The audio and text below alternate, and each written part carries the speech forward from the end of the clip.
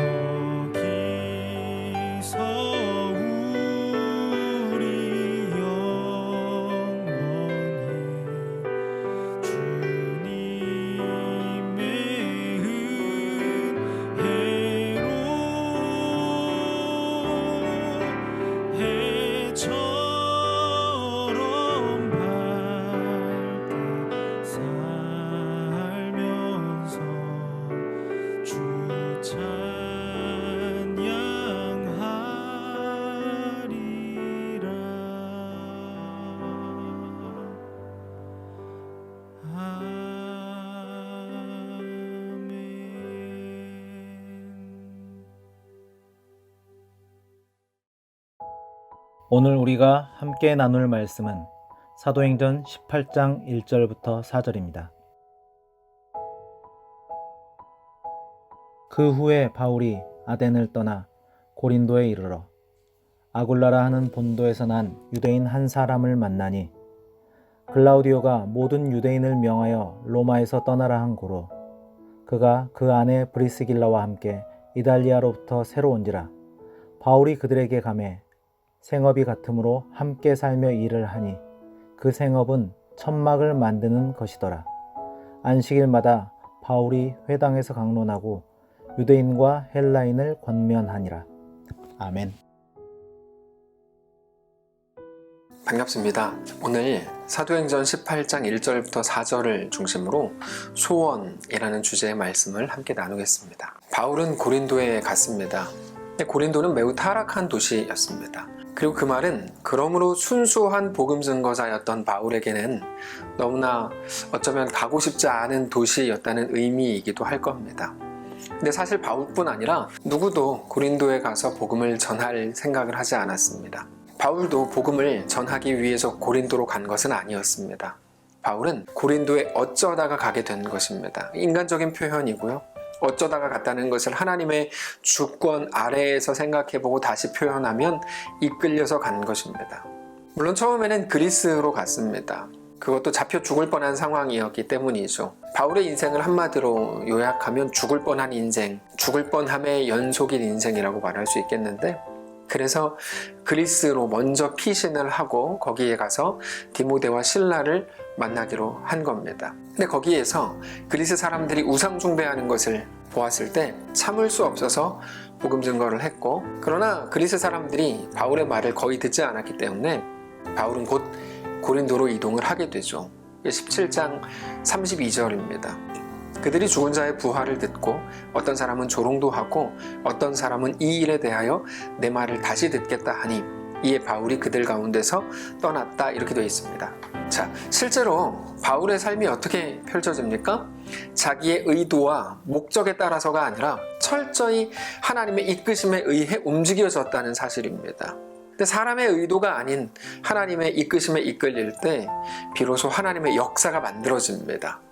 여러분, 사람의 의도를 통하여 하나님의 역사가 이루어지는 게 아니고 하나님의 의도를 따라갔을 때 역사가 만들어지는 겁니다. 그게 사도행전이 우리에게 계속 보여주시는 그림입니다. 바울이 이끌려서 떠밀려서 하나님께 붙들려서 간 고린도에서 누구를 만나죠? 오늘 본문을 보면 브리스길라와 아굴라를 만납니다.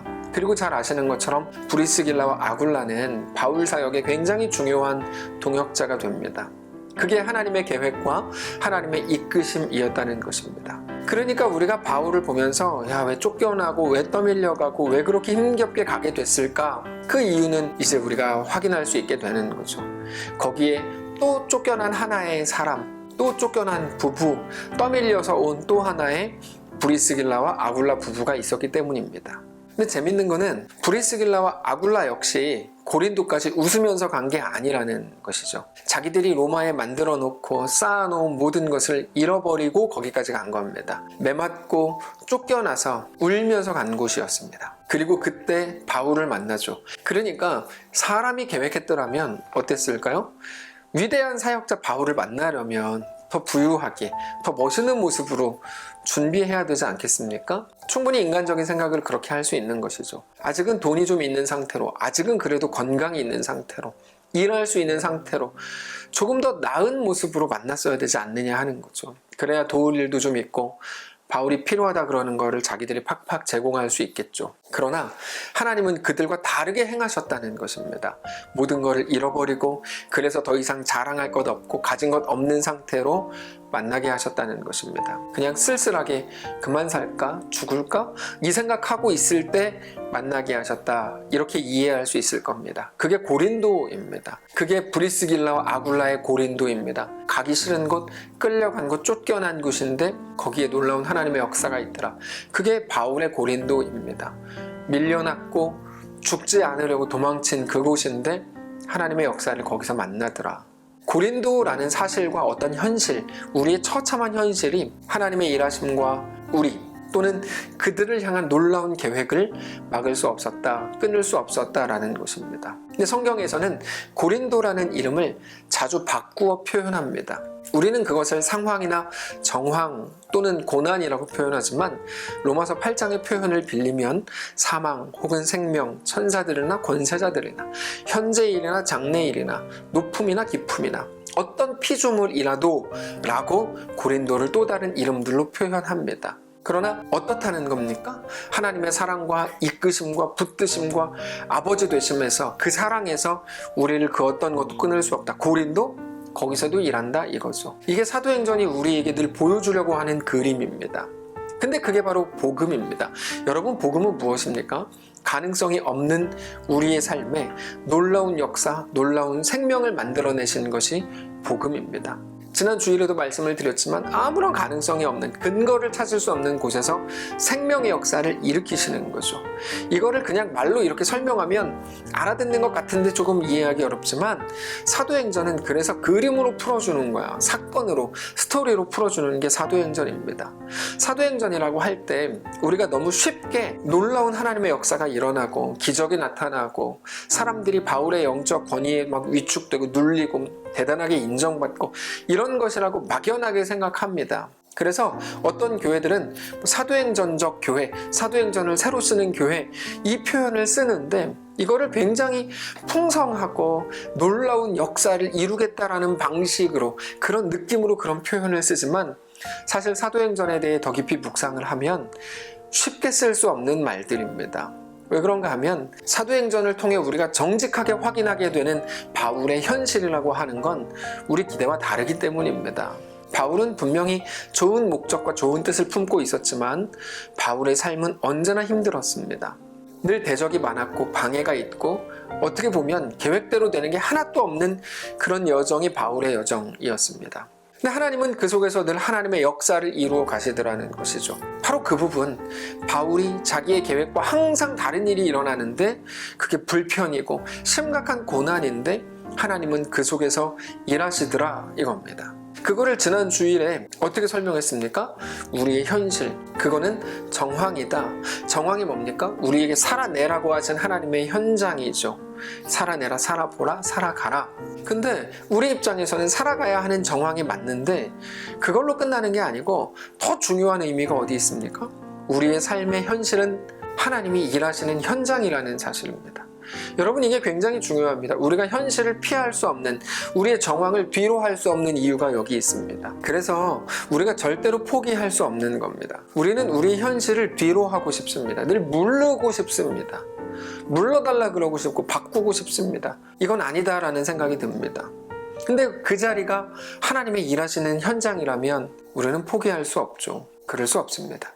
그렇게 볼 때 우리의 매일의 실수는 무엇일까요? 하나님의 일하심을 우리가 차단한다는 것입니다.